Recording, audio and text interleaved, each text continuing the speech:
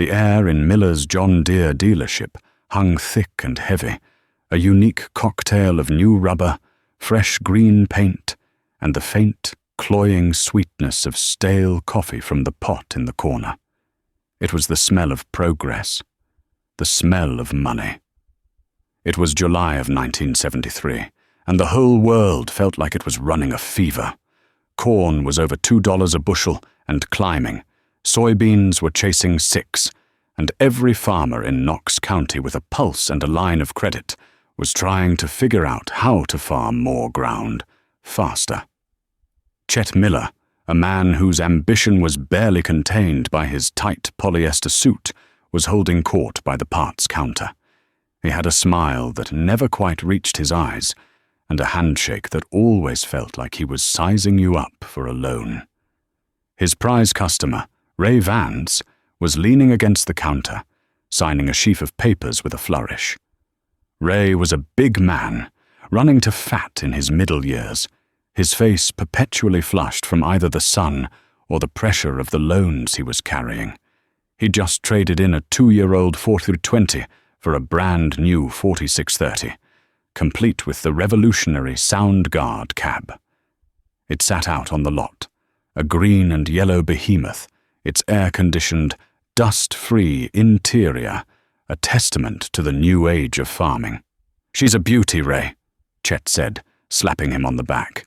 "You'll be able to cover that new quarter section you bought from the Henderson estate before lunch." "Time is money, Chet," Ray boomed, his voice filling the showroom. "And old iron just bleeds you dry, nickel and dimming you to death. Gotta keep up, or you get left behind." He cast a meaningful glance toward the door as it opened, letting in a slice of the blistering summer heat. The man who entered was Silas Blackwood. He moved like he was part of the earth itself, slow, deliberate, and unhurried. He was lean where Ray was thick, his face a roadmap of wrinkles carved by 70 years of sun and wind. His overalls were clean, but faded to the color of a summer sky, and his hands, resting at his sides, were gnarled and stained with the kind of grease that doesn't come off in a single washing. He closed the door gently behind him, the little bell above it giving a polite, almost apologetic jingle. Chet's smile tightened a fraction. Silas Blackwood wasn't a tire kicker, but he wasn't a buyer either. Not of new equipment, anyway. He still farmed his 320 acres with a pair of 2-cylinder tractors, a 730 diesel, and an old Model G he'd inherited from his father. He paid in cash for his parts, and never lingered. "Silas," Chet said, his voice losing some of its boom, "what can we do for you today? Need a gasket for that old Johnny Popper?" Ray Vance chuckled, a low, condescending rumble. "Don't tell me the old G finally threw a rod, Silas. Maybe it's time you put her out to pasture and got yourself a real tractor." Silas ignored Ray. His eyes, a pale, piercing blue, scanned the showroom floor, the gleaming new Auto 430, the smaller 20NS30, the lawn and garden tractors arranged like green jewels up front. He didn't seem impressed. He looked past them, through the large plate-glass window, to the sprawling lot outside, where the new and used equipment sat shimmering in the heat. His gaze settled on Chet. "I want to buy some tractors, Chet." Chet's professional smile snapped back into place. This was unexpected. Maybe the old man had finally seen the light. "Well, you've come to the right place. That 4430 there has all the modern conveniences. Power shift, closed center hydraulics. It'll make that 730 of yours feel like a horse and plow." Silas shook his head slowly. "Not that one." He walked to the window, his worn work boots making no sound on the polished linoleum. He pointed a crooked finger, not at the front line of new machines, but way in the back, to the trade-in line, the boneyard, the row of misfits and relics that Chet would eventually send to auction. Them. Chet and Ray followed his finger. Back there, weeds growing up around their tires, sat a motley collection of older tractors, a 4x10 with faded paint and a torn seat, a couple of smaller 30 series utility tractors, an ancient-looking Oliver. Ray snorted. "What, you starting a scrap yard, Silas?" Chet was confused. "Silas, that's the trade-in row. Most of those need work. The 4010 has a weak hydraulic pump, and that 630 has been sitting so long I bet the engine's seized." Silas's eyes didn't waver. "I want 12 of them." The silence that followed was thick enough to plow. Chet stared, his mouth slightly agape. Ray Vance let out a single, loud bark of a laugh, then tried to stifle it, turning it into a cough. 12, Chet finally managed, his voice a squeak. "Silas, that's... What in the world are you going to do with 12 old tractors?" "That's my business," Silas said, his voice calm and even. "I want that 4010, the 730 diesel with the flat front tire, the two 520s next to it, the Farmall H someone painted green, the 630, that Alice Chalmers D17, the 4020 without the cab, the Ford A10 over by the fence, the Massey 65, the Oliver 1650 with the busted manifold, and that old John Deere A with the tricycle front end." He had named them from memory, a precise inventory of the forgotten. Chet ran a hand through his slicked-back hair. He was a salesman. A sale was a sale. But this was just... strange. "Well, all right, Silas. I can draw up the paperwork. We'll have to talk financing, of course. For a package deal like that." It was Silas's turn to interrupt. He reached into the bib of his overalls and pulled out a thick, worn leather satchel. It looked like something a country doctor might have carried 50 years ago. He set it on the parts counter with a heavy thud that made the metal ring. He undid the tarnished brass buckles and opened it. Inside, stacked in neat, paper-banded bundles, was cash. More cash than Chet Miller had ever seen in one place outside of a bank vault. It wasn't crisp new bills, but worn, circulated currency, the savings of a lifetime of frugal living, of selling corn and beans and hogs, of repairs made by his own hand instead of a dealer's mechanic. "I don't need financing," Silas said, his voice quiet but carrying the weight of a granite boulder. "I'm paying today. I want the titles, and I'll arrange to have them hauled tomorrow." Ray Vance, who had just signed a loan document for $60,000 that would take him 10 years to pay off, stared at the cash, his jaw slack. The laughter had died in his throat. Chet Miller looked from the money to Silas's weathered face, and back again. The condescending smirk was gone, replaced by a look of pure, unadulterated shock. The old man wasn't crazy. He was serious, and he was liquid. In an age of easy credit and leveraged assets, Silas Blackwood was a ghost from another time, a time when a man's worth was what he had, not what he owed. Now, before I tell you what Silas did with those 12 tractors, and why the entire county thought he'd finally lost his mind, I want to ask you something. Have you ever known a man like Silas? A man who played the long game, who looked like a fool to everyone around him, but had a wisdom that ran deeper than any bank loan? A man who understood the difference between price and value? Let me know down in the comments, because men like him are a dying breed, and their stories need to be told. The story of Silas Blackwood's folly, as it came to be known, spread through Knox County like wildfire through a dry cornfield. By the time Silas had arranged for Bill Abernathy's lowboy trailer to start hauling his new acquisitions back to the farm, the story was already the main topic of conversation at the co-op, the diner, and the feed mill. The consensus was universal. The old man had finally cracked. Ray Vance was the chief storyteller. "Piles of rust is what they are," he'd say, holding court from his stool at the diner. "Paid cash for 'em. Cash. Could have put a down payment on a brand new 8630 four-wheel drive for that money. Instead, he buys a dozen headaches. I tell you, it's a shame to see a man lose his senses like that.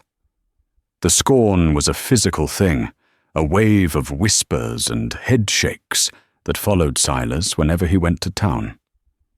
But it didn't seem to touch him. He had a purpose.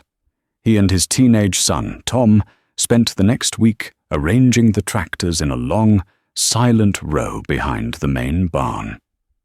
Tom was mortified. His friends were talking about it at school. He saw their fathers driving shiny new machines, while his own father was now the proud owner of a private junkyard. "Dad, what are we going to do with all this? This junk?" Tom asked one evening, kicking at the bald tire of the Alice Chalmers D17. Silas wiped his greasy hands on a red rag, his gaze moving down the line of silent machines. He didn't see junk. He saw potential. He saw simple, honest iron. "We're going to give them a second life, son," he said. "We're going to make them right again." And so it began. It wasn't a hobby. It was a campaign. Silas converted the old, unused hog-farrowing house into a massive workshop. He already had a decent set of tools, but he added to them, buying a heavy-duty engine hoist at a farm auction and a used 20-ton hydraulic press from a garage that was going out of business. The centerpiece of the shop was his ancient, belt-driven South Bend lathe, a machine so old it looked like it belonged in a museum. But in Silas's hands, it could turn a piece of steel to within 1/1000th of an inch. He started with the John Deere 730 diesel. It was the most familiar to him. The two-cylinder engine, with its distinctive Johnny Popper sound, was a masterpiece of simplicity and torque. This one's pony motor, the little V4 gasoline engine used to start the massive diesel, was shot. Chet Miller had said it would cost more to fix than the tractor was worth. Silas didn't see it that way. He and Tom unbolted the pony motor, wrestled its 200-pound cast-iron bulk onto the workbench, and began the meticulous process of disassembly. Every nut and bolt was placed in a labeled coffee can. Silas's hands, which seemed too large and calloused for delicate work, moved with a surgeon's grace. He showed Tom how to use a feeler gauge to check the clearance on the valves, how to use a micrometer to measure the wear on the crankshaft journals. The air in the shop filled with the smells of penetrating oil, carbon cleaner, and hot metal. The steady rhythm of Silas's work became the soundtrack of their lives. The hiss of the air compressor, the whine of the die grinder cleaning up a gasket surface, the sharp crack of a rusted bolt finally breaking free.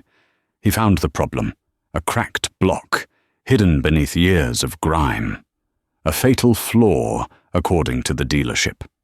For Silas, it was a challenge. He spent a full day carefully grinding out the crack, drilling the ends to stop it spread, and preheating the heavy cast iron with a rosebud torch. Then, using nickel rod, he laid down a patient, perfect bead of weld, stitching the iron back together. He peened the weld as it cooled to relieve the stress, his hammer tapping out a rhythmic, metallic song. It was an old-world skill, a kind of mechanical artistry that was being replaced by a throwaway culture. While the block cooled, he turned his attention to the cylinders, honing them until the crosshatch pattern was perfect, ready to seat new rings.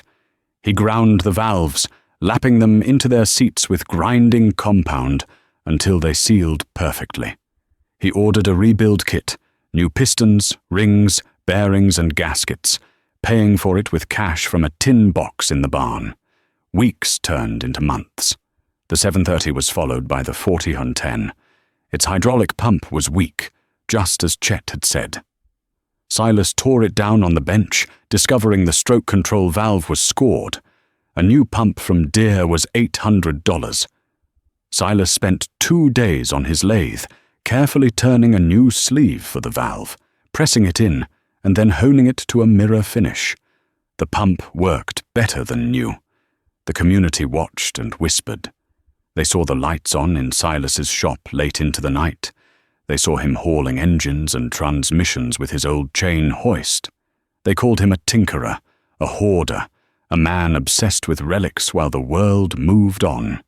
Ray Vance would drive by on his new road, kicking up dust with his fancy pickup truck, and just shake his head and laugh.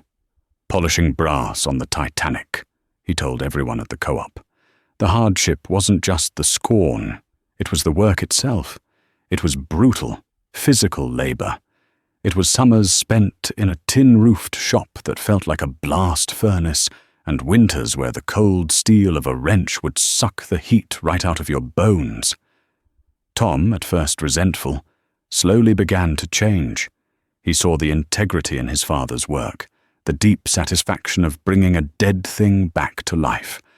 He learned the language of machines, the feel of a properly torqued bolt, the sound of a healthy engine catching fire for the first time in a decade. He was learning something more valuable than his school books could ever teach him: self-reliance. One by one, the tractors were reborn. After the mechanical work was done, Silas would painstakingly sand down the old, flaking paint and the surface rust, revealing the honest steel beneath.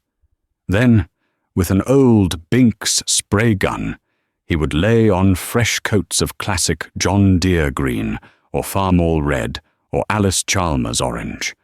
They weren't just repaired, they were restored. They gleamed under the shop lights, each one a testament to patience and skill. He wasn't just fixing machines, he was building a fortress against the future, a fleet of paid-for, bulletproof assets that he understood down to the last cotter pin. And all the while, the world outside his farm gate was getting drunk on cheap money and the promise of a boom that would never end. The mid-1970s rolled on in a haze of optimism and easy credit. For farmers like Ray Vance, it was the golden age. The Soviet Union was buying American grain by the shipload, and prices stayed high. Land that had been $200 an acre a decade ago was now selling for $1,000, then $1,500, and it seemed like there was no ceiling. The prevailing wisdom, preached by the government, the banks, and the equipment dealers, was simple: expand. Get big or get out. Debt was no longer a burden, it was a tool, a lever to pry open the door to greater and greater wealth. Ray Vance was the poster boy for this new philosophy. He leveraged his initial holdings to buy up every parcel of land that came for sale in the township. He farmed fence row to fence row, tearing out the old windbreaks and grassy waterways that men like Silas's father had planted to hold the soil. His farm was a massive, efficient operation. He traded in his 4630 for a 4840, and then, in 1978, he made the ultimate statement.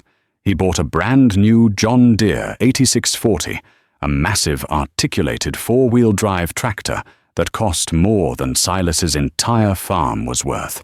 It was a monster, its 8 huge tires leaving a track wider than a car. It could pull a 12-bottom plow or a 40-foot field cultivator, turning over acres in the time it took Silas to make a single round in his fields with his restored 730. Chet Miller's dealership flourished. He was selling iron as fast as he could get it from the factory in Waterloo. He built a new, bigger showroom and expanded his service bays. He and Ray were often seen together at the steakhouse in town or heading off for a weekend fishing trip. They were the new kings of Knox County, men of vision and action, while Silas Blackwood was increasingly seen as a relic, a man who had stubbornly refused his invitation to the party. The contrast between the two farms was stark. Ray's place was a whirlwind of activity, with shiny new trucks, massive grain bins, and the constant roar of powerful diesel engines. Silas's farm remained a quiet, orderly island of the past. He still farmed his original 320 acres. He didn't buy more land, even when the parcel next to his came up for sale. Ray snatched it up immediately, paying a premium with money borrowed from the bank. People couldn't understand Silas. "He's sitting on a gold mine," they'd say at the diner. "His land's paid for. He could borrow against it, triple his acreage. Instead, he plays with those old museum pieces in his barn." What they didn't see was that Silas was prospering in his own quiet way. With no debt, no massive payments to the bank or the equipment dealer, his cost of production was a fraction of Ray's. When he sold his corn, the check was his to keep. He and Martha lived simply. They had everything they needed and owed nothing to anyone. By 1979, all 12 tractors were finished. They stood in a long, proud line in a new pole shed that Silas and Tom had built with timber cut and milled from their own woodlot. The John Deere 730, the 4020, the Alice D17, the Farmel H, each one looked like it had just rolled off the assembly line. They weren't just restored, they were improved. Silas had added small, practical modifications. A better seat here, an extra hydraulic line there. They were a fleet of simple, powerful, and utterly reliable machines. He had an army of iron that he could fix with the tools on his wall and parts he could often make himself. He was insulated. Tom, now a senior in high school, had come to understand his father's vision. He was proud of the work they had done. He could tear down a carburetor or set the timing on a diesel engine as well as any man in the county. But the pressure from his peers was relentless. They saw the Vances' new boat, the new cars, the trips to Florida. They saw Tom driving a 10-year-old pickup while his friends got new Camaros for their 16th birthdays. The world was screaming that his father was a failure. One cool evening in the fall of 1979, Silas sat at the kitchen table, reading the Des Moines Register. The combines had finished their work, and the corn was safely in the bins. It had been a good year. Another record harvest. Ray Vance had installed a new, continuous flow grain dryer that ran all night, its low roar a constant reminder of the scale of his operation. Martha was washing dishes, the familiar clink of plates a comforting sound. She glanced over at her husband. He was usually relaxed after harvest, but tonight he was tense, his brow furrowed, as he stared at a small article on the business page. "What is it, Si?" she asked, drying her hands on her apron. He didn't look up from the paper. He tapped a finger on a short column. "There's a new man in charge of the Federal Reserve. Fella by the name of Paul Volcker. Is that important?" Silas slowly folded the newspaper and set it on the table. "He says he's going to whip inflation. Says he's going to do it by raising interest rates, raising them high." He stood up and walked to the kitchen window, which looked out over the fields toward Ray Vance's farm. The powerful halogen lights of Ray's new 8640 were cutting through the darkness as he plowed under the corn stubble, trying to get a jump on next spring. The machine looked like an alien spaceship out there, a symbol of unstoppable power and wealth. "Ray's paying 8% on that tractor," Silas said, his voice barely a whisper. "He's paying 7.5 on his land loans. He told me so himself at the co-op, bragged about it, said he locked in a good rate." Martha came and stood beside him, putting a hand on his arm. "What are you getting at, Silas?" He looked at the distant, gleaming machine, then at his own dark, quiet fields. "That money he borrowed, Martha. It's floating rate money, prime plus 1 or 2%. He thinks he's smart, but he didn't read the fine print." He turned from the window, his pale blue eyes holding a deep, sad certainty. "The price of money is about to change," he said. "And when it does, a lot of that shiny green paint out there is going to start to look an awful lot like rust." The first tremor came not from the banks, but from the sky. The summer of 1980 arrived on a blast of scorching air that felt like it was coming straight from a furnace door. The rain simply stopped. Day after day, a merciless sun beat down from a hazy white sky, baking the rich black soil of Knox County into something resembling cracked pottery. Corn leaves, which should have been a vibrant, waxy green, curled inward on themselves, turning a sickly, pale yellow.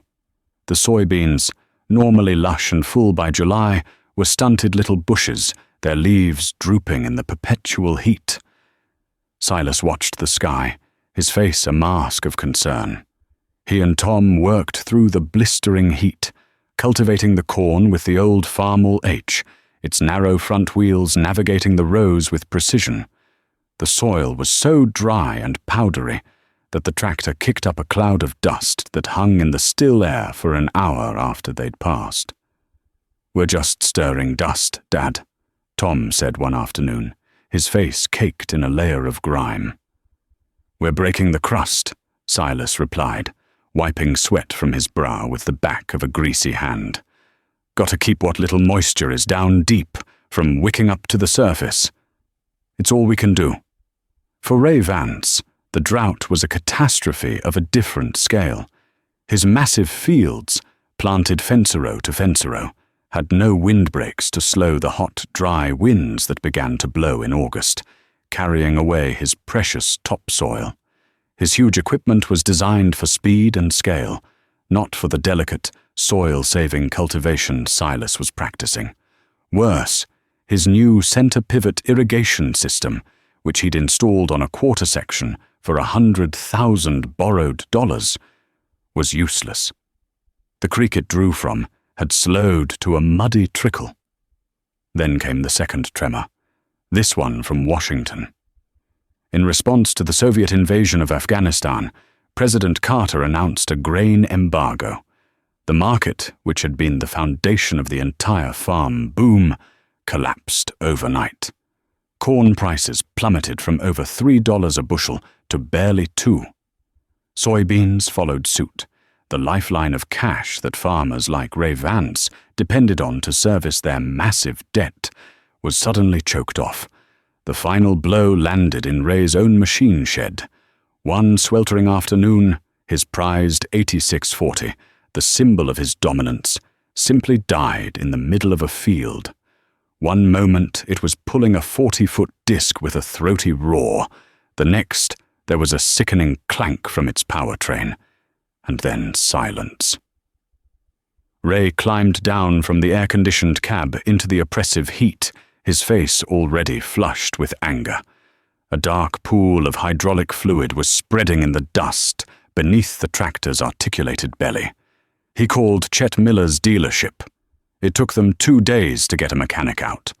The young man, barely out of tech school, spent a full day with diagnostic gauges and service manuals, his face a study in confusion. The problem was deep inside the complex powershift transmission, a sealed unit full of planetary gears, clutch packs, and electronic solenoids. "Got to split her, Mr. Vance," the mechanic finally said, wiping his hands. "And the parts? The main valve body assembly alone is over $4,000, and we're back-ordered. Might be 3 weeks before we can get one from the depot in Moline." Ray stared at the silent, crippled giant. 3 weeks, $4,000 for one part, plus labor that was billed at $30 an hour. His operating loan at the bank was already maxed out. With corn prices in the tank and half his crop withered in the field, his cash flow had slowed to a drip. The machine that was supposed to save him time and make him money had become an anchor, pulling him down into a sea of red ink. That evening, the first cracks in Ray's confident facade began to show. He ran into Silas at the co-op, where Silas was buying a $5 gasket for his 730's water pump. Ray looked haggard, his eyes bloodshot.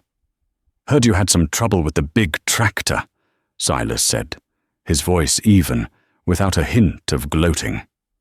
Ray flinched, as if the words were a physical blow. "Damn computers," he spat. "Too complicated. A man can't even fix his own equipment anymore. Got to have a specialist for everything." He looked at the simple gasket in Silas's hand. "You're lucky, Silas. You and your junk pile. At least when one of your relics breaks down, you can fix it with a hammer and a crescent wrench." He turned and walked away before Silas could answer. It wasn't a compliment. It was a lament, the first admission that the new way, the easy way, might not be the best way after all. Meanwhile, Paul Volcker's plan to whip inflation was working like a vice. The prime interest rate, which had been a manageable 7 or 8% when Ray signed his loans, began to climb. 10%, 12%, then a shocking 15%. Each tick of the rate was another turn of the screw. Ray's floating rate loans, once a tool of expansion, were now instruments of torture. The monthly interest on his debt was more than most farmers cleared in a year. The easy smiles vanished from Chet Miller's face. His lot, once a revolving door of new and traded equipment, was now stagnant. Farmers were patching up their old machinery, trying to make it last one more season. The ones who had bought big were now desperately trying to sell, but there were no buyers. The value of used equipment was collapsing even faster than the price of corn. Chet was stuck with a yard full of trade-ins he'd overpaid for, all of them financed by the bank at the same soaring interest rates. The kings of Knox County were beginning to realize their thrones were made of paper. The winter of 1981 was bleak and bitter, but the real chill was economic. The Federal Reserve, relentless in its fight against inflation, pushed the prime rate to an unthinkable 21%.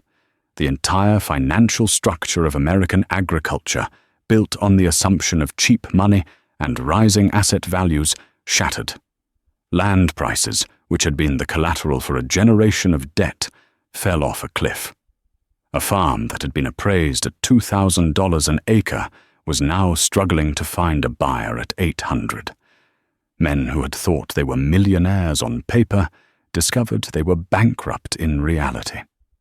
The notices started appearing in the county newspaper, tucked away in the legal section. Notices of foreclosure. At first it was just a few, the farmers on the margins, the ones who had expanded too fast or had a run of bad luck. Then it became a flood. Every week, another family farm went on the auction block. These weren't strangers. They were neighbors, men Silas had known his whole life. Their names now listed in cold black type, like casualties in a war. The war came for Ray Vance in the spring of 1982. The bank, its own survival now in question, called his loans. He had 30 days to pay in full. It was an impossible demand. His land was worth less than what he owed on it. His machinery, bought for top dollar, was now worth pennies on the dollar. He had no way out. The auction was held on a cold, grey Saturday in April. A raw wind whipped across the farmyard, snapping the red and white flags on the auctioneer's truck. Half the county was there, not out of spite, but out of a grim sense of solidarity and morbid curiosity. They stood in huddled groups, their faces etched with worry, knowing that this could just as easily be their farm, their equipment, their lives being sold off to the highest bidder. Ray stood near the machine shed, a ghost on his own land. The boisterous, confident man was gone, replaced by a hollowed-out shell, his eyes vacant, his expensive jacket hanging loose on his shrunken frame. His wife stood beside him, her face streaked with tears. Silas was there, too. He stood at the back of the crowd with Tom, his hands in the pockets of his overalls. He felt no triumph, only a deep and profound sadness. He watched as the auctioneer started with the small items, wrenches, tool chests, spare parts. Men who had once borrowed from Ray now picked over his possessions, buying for $1 what had cost him 20. Then came the machinery. The big planters, the massive combine with its gleaming chrome grain head, the fleet of shiny pickups, each one sold for a fraction of its value. The auctioneer's rhythmic chant, a funeral dirge for Ray's ambition. Finally, they brought out the 8640. It had been repaired, but it still looked forlorn, a monument to a fallen empire. The bidding was sluggish. No one had the money or the credit for such a machine. It sold for less than a quarter of what Ray had paid for it just 4 years earlier. The bank representative, a grim-faced man in a suit, tallied the numbers. It wasn't enough. Not even close. Ray would lose everything and still be millions of dollars in debt. He was ruined. Chet Miller's dealership was the next to fall, with his best customers going bankrupt and the bank repossessing his floor-planned inventory. He had no choice. The big green John Deere sign on the highway came down. The dealership that had been the epicenter of the boom went dark and silent, another casualty of the bust. Through it all, Silas's farm was an anchor in the storm. The low grain prices hurt, but they didn't sink him. His taxes were his biggest expense. His fuel bill was manageable. The old 2-cylinder tractors were famously efficient. When the carburetor on the Alice DS-17 got gummed up, Tom rebuilt it on the workbench in an afternoon. When the 4020 blew a hydraulic hose, Silas had a spare he'd bought for a few dollars years ago. He and Tom replaced it themselves in under an hour. His fleet of restored tractors, once the object of ridicule, was now the source of his salvation. They were his immunity. While his neighbors were paralyzed, unable to afford the dealer's repair bills, Silas kept farming. He planted his corn, cultivated his beans, and brought in his harvest. He wasn't getting rich, but he was surviving. He was holding on. And in the dark days of the farm crisis, survival was the only victory that mattered. The final items up for sale at Ray Vance's auction were the parcels of land. The auctioneer sold off the expansion pieces first, the land Ray had bought during the boom years. They went cheap, bought by outside investors or the few remaining farmers who had cash. Finally, they came to the last parcel, the original 160 acres, the home place, the quarter section that had been in the Vance family for 3 generations. It included the house, the barns, the machine shed, where a lifetime of dreams now lay in ruins. A hush fell over the crowd. This was the heart of it all.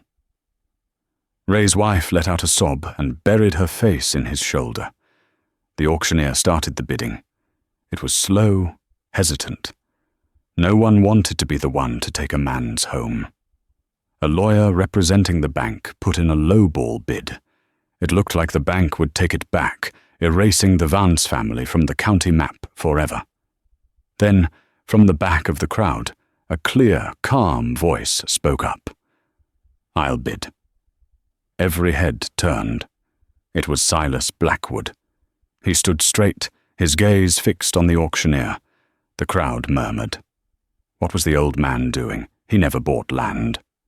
Silas made his bid, a fair price, well above what the bank had offered, but far below the inflated values of the boom years. The bank's lawyer conferred with his client on a cell phone, then reluctantly bid again. Silas immediately raised him.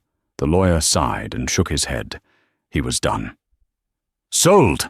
the auctioneer cried, his gavel falling with a sharp crack that echoed across the silent yard. "To Mr. Silas Blackwood." Silas didn't move. He just nodded once. He hadn't bought the land to expand his own operation. He hadn't done it for profit. He had done it because it was the right thing to do. Later that afternoon, after the crowd had dispersed and the last of the equipment was being hauled away, Silas found Ray sitting alone on the steps of the empty farmhouse. He walked up and stood before him, holding out a set of keys. They weren't the keys to the house. They were the keys to the old Ford pickup that had sold earlier in the day, and the ignition keys for a small utility tractor and a few essential implements. Silas had bought them quietly, through a neighbor, so no one would know. Ray looked up, his eyes hollow. "What's this?" "You're a farmer, Ray," Silas said, his voice gentle. A man needs his tools. He pressed the keys into Ray's hand. And about the home place, you and your family can stay. As long as you need to. You can farm it, work the ground. We'll work out a fair share of the crop. No rent, just a share. A man needs a place to stand.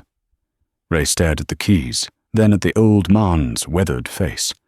The rivalry, the arrogance, the years of condescension. It all melted away, replaced by a wave of disbelief and then a crushing, humbling gratitude. Tears welled in his eyes. He couldn't speak. He just nodded, the first glimmer of hope he'd felt in months. The story of what Silas did spread faster than the news of the foreclosure. The whispers that had once been mockery now turned to something else entirely. Respect. Awe. The community saw that Silas's wealth wasn't just in his paid-for land and his debt-free iron. It was in his character.